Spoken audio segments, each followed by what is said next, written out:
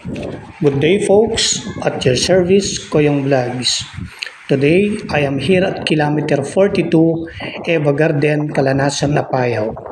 And in my background is a densely jungle rainforest, which is an area protected by the government because it is a sanctuary or breeding area of an endangered species of bird called the Philippine eagle.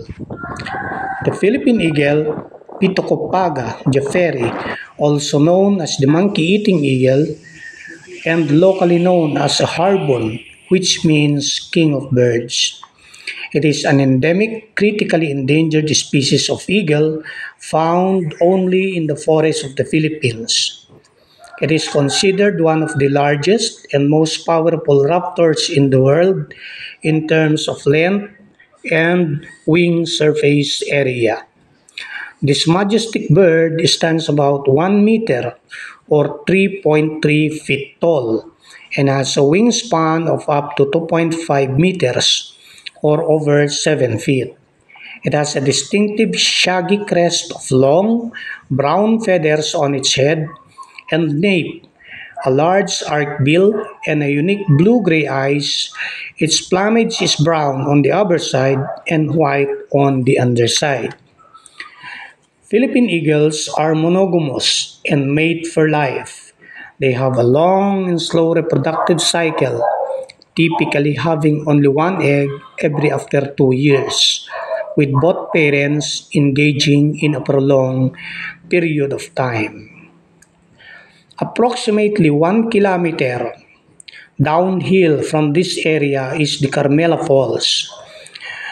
It is also located at kilometer 42, Eva Garden, Calanasan, Apayao, a site known for its cool, clear waters suitable for swimming. It is one of the several natural attractions in the province of Apayao, a region noted for its untouched natural landscape and a family-friendly destination.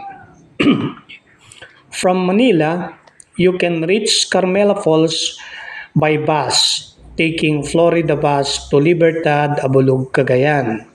From there, you can take a tricycle to Luna, Apayao Provincial Capital.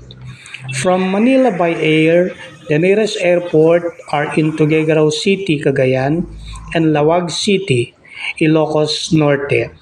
From either airport, you can ride a van to the province of Apayao. Once in the province of Apayao, you will need to get to Calanasan according to the Provincial Tourism Services Office of the province of Apayao. And renting a car or a van is the most convenient option for groups in order to visit the Carmela waterfalls. Come on, folks, come, visit, and experience nature. God first, folks. Bye bye.